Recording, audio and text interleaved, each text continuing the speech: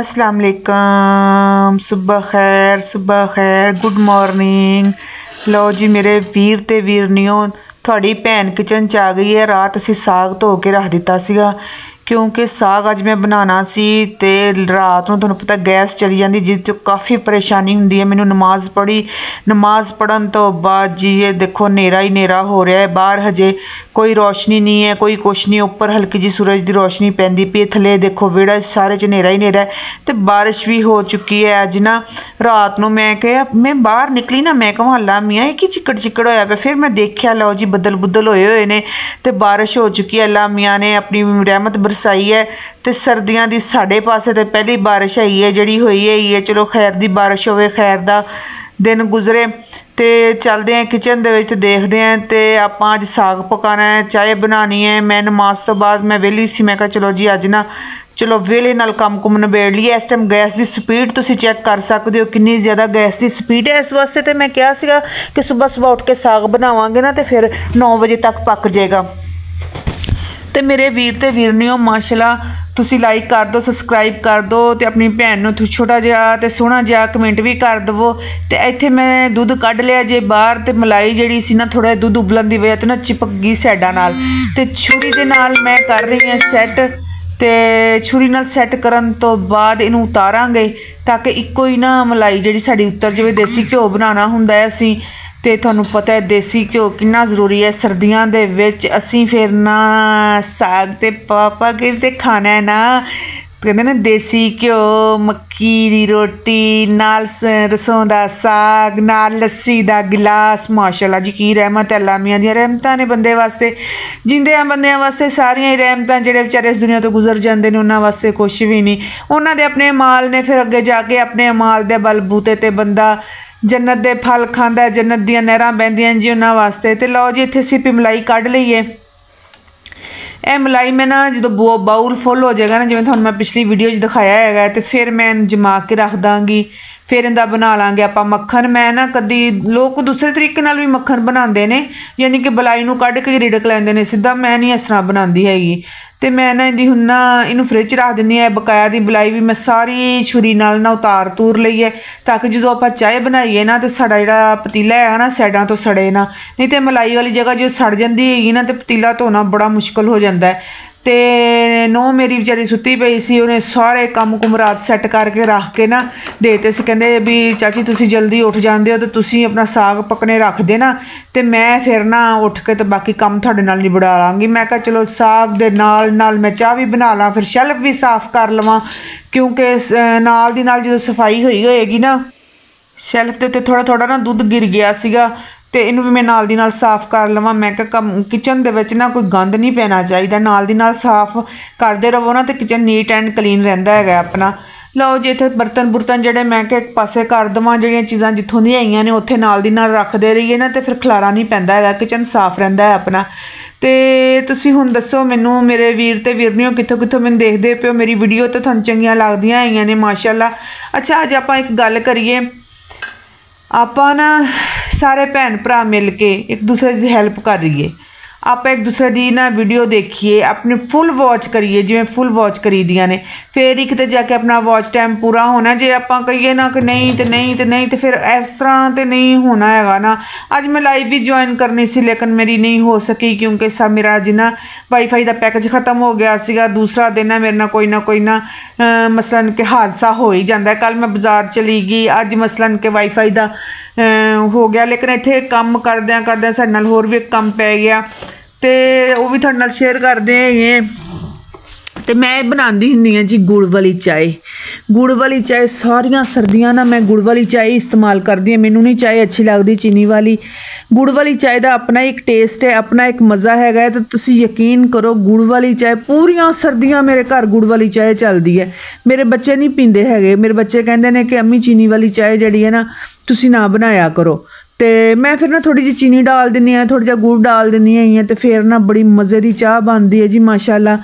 तो लो जी इत्थे फिर मैं क्या थोड़ियां इलाचियां माचियां भी पा लीए, सौंफा माफा पा लीए, इलाची सौंफ ते नाल फिर की कहंदे ने गुड़।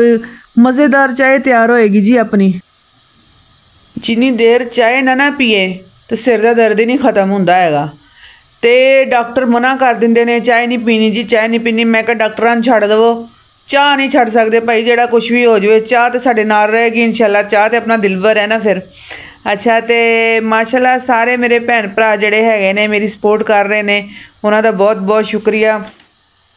ਲਓ ਜੀ, ਇੱਥੇ ਆਪਾਂ ਚਾਹ ਦੇ ਵਿੱਚ ਡਾਲ ਦਿੱਤੀਆਂ ਨੇ ਸਾਰੀਆਂ ਚੀਜ਼ਾਂ। ਚਾਹ ਵੀ ਪੱਕੇਗੀ, ਸਾਗ ਵੀ ਪੱਕੇਗਾ, ਤੇ ਇਨਸ਼ਾਅੱਲਾ ਸਾਰੇ ਕੰਮ ਨਾਲ ਨਾਲ ਚੱਲਣਗੇ ਕਿਉਂਕਿ ਗੈਸ ਆਈ ਹੋਈ ਹੈ ਤੇ ਗੈਸ ਦਾ ਫਾਇਦਾ ਆਪਾਂ ਭਰਪੂਰ ਤਰੀਕੇ ਨਾਲ ਚੱਕਾਂਗੇ ਇਨਸ਼ਾਅੱਲਾ।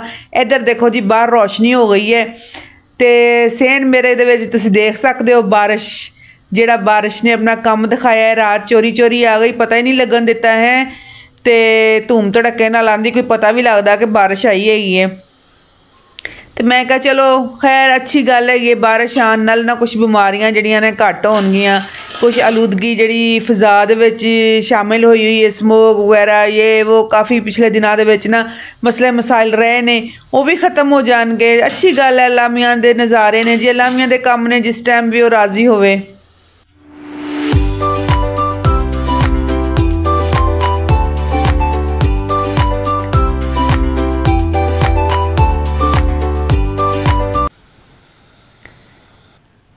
ਲਓ ਜੀ, ਇੱਥੇ ਹੁਣ ਸਾਗ ਦੇ ਪਰਾਠੇ ਵੀ ਬਣਨਗੇ। ਉਹ ਕੀ ਹੋ ਗਿਆ, ਅੱਲਾ ਭਲਾ ਕਰੇ, ਹੁਣ ਕੀ ਕਰਾਂਗੀ ਮੈਂ।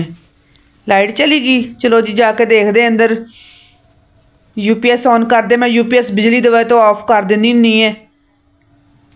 ਇਹ ਕੀ ਬਣਿਆ ਪਿਆ, ਸਮਝ ਨਹੀਂ ਆ ਰਹੀ, ਕੰਮ ਖਰਾਬ ਹੀ ਲੱਗਦਾ ਪਿਆ। ਕਾਫੀ ਪਰੇਸ਼ਾਨ ਹੋ ਗਈ ਮੈਂ ਦੇਖ ਕੇ ਨਾ ਕਿ ਲਾਈਟ ਤੇ ਹੈ ਤੇ ਲੇਕਿਨ ਕਿਚਨ ਦਾ ਬਲਬ ਕਿਉਂ ਨਹੀਂ ਜਲਦਾ ਪਿਆ। ਦੇਖੋ ਨਾ, ਲਾਈਟ ਆਂਦੀ ਪਈ ਹੈ ਬੋਰਡ ਦੇ ਵਿੱਚ ਕਿਉਂਕਿ ਅੰਧੇਰਾ ਹੈਗਾ ਹੈ ਹਜੇ, ਤੇ ਕਮਰਿਆਂ ਦੀ ਲਾਈਟਾਂ ਲੂਟਾਂ ਆਫ ਹੈਗੀਆਂ ਨੇ, ਇਸ ਵਜ੍ਹਾ ਤੋਂ ਤੁਹਾਨੂੰ ਲੱਗਦਾ ਪਿਆ ਹੋਏਗਾ, ਲੇਕਿਨ ਲਾਈਟ ਤੇ ਹੈ। UPS ਭਾਵੇਂ ਮੇਰਾ ਆਫ ਹੈਗਾ, ਲਾਈਟ ਹੈਗੀ ਹੈ। ਚਲੋ ਜੀ ਚੈੱਕ ਕਰਦੇ ਅੰਦਰ ਕਮਰੇ 'ਚ ਜਾ ਕੇ। ਲਓ ਜੀ, ਕਮਰੇ 'ਚ ਬਲਬ ਤੇ ਜਲਾ ਲਿਆ ਹੈਗਾ, ਬਲਬ ਵੀ ਜਲਦਾ ਪਿਆ ਹੈ, ਮੁਬੀਨ ਸੁੱਤਾ ਪਿਆ ਹੈ ਮਾਸ਼ਾਅੱਲਾ, ਤੇ ਪੱਖਾ ਵੀ ਚੱਲਦਾ ਪਿਆ ਸਾਡਾ। ਫਿਰ ਕੀ ਮਸਲਾ ਬਣ ਗਿਆ, ਬੜਾ ਸਿਆਪਾ ਪੈ ਗਿਆ ਜੀ। ਇਹ ਮੈਨੂੰ ਲੱਗਦਾ ਹੈਗਾ ਜਾਂ ਤਾਂ ਕਿਚਨ ਦੀ ਲਾਈਟ ਖ਼ਰਾਬ ਹੋ ਗਈ ਹੈ ਜਾਂ ਫਿਰ ਬਲਬ ਫਿਊਜ਼ ਹੋ ਗਿਆ।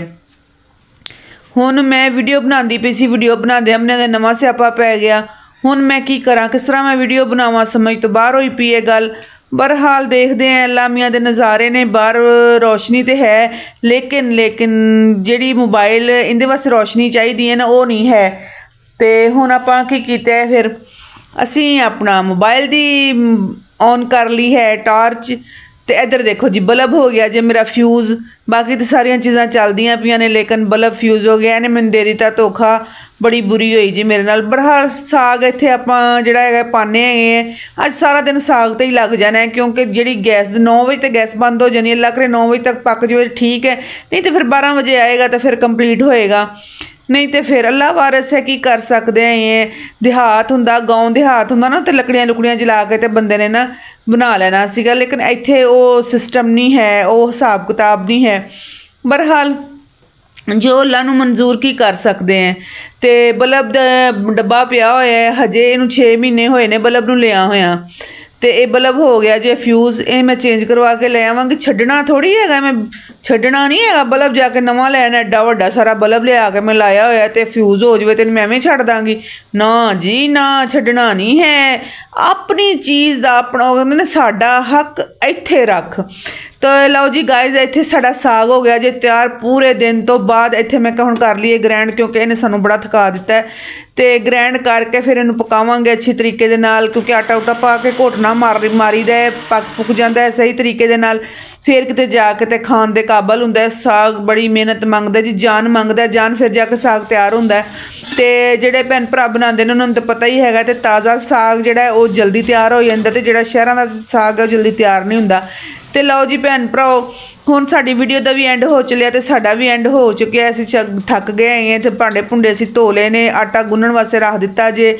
ਤੇ ਤੁਸੀਂ ਲਾਈਕ ਕਰ ਦੇਣਾ, ਸਬਸਕ੍ਰਾਈਬ ਕਰ ਦੇਣਾ, ਤੇ ਚੰਗੇ ਚੰਗੇ ਕਮੈਂਟ ਕਰਨਾ। ਆਪਣੀ ਬਾਜੀ ਨੂੰ ਤੇ ਦੱਸਣਾ ਤੁਹਾਡੀ ਬਾਜੀ ਦੀ ਤੁਹਾਨੂੰ ਵੀਡੀਓ ਕਿਸ ਤਰ੍ਹਾਂ ਦੀ ਲੱਗੀ। ਤੁਹਾਡੀ ਬਾਜੀ ਬੜੀ ਮਿਹਨਤ ਕਰਦੀ ਪਈ ਹੈਗੀ ਹੈ, ਤੇ ਤੁਸੀਂ ਥੋੜ੍ਹਾ ਜਿਹਾ ਚੰਗਾ ਚੰਗਾ ਰਿਸਪੌਂਸ ਦਿਆ ਕਰੋ। 2-4 ਕਮੈਂਟ ਇੱਕ ਬੰਦਾ ਕਰ ਦਿਆ ਕਰੇ, ਕੁਛ ਨਹੀਂ ਹੁੰਦਾ ਪਿਆ। ਤੁਹਾਡੇ ਕੋਈ ਬਹੁਤੇ MB ਨਹੀਂ ਖਰਚ ਹੋਣ ਲੱਗੇ, ਤੁਸੀਂ ਕੰਜੂਸੀਆਂ ਕਰਦੇ ਹੋ। ਲਓ ਜੀ ਫਿਰ ਇਜਾਜ਼ਤ ਦਿਓ ਆਪਣੀ ਬਾਜੀ ਨੂੰ, ਦੁਆਵਾਂ ਯਾਦ ਰੱਖਣਾ। इजाज़त चाहते हैं। अल्लाह हाफिज़।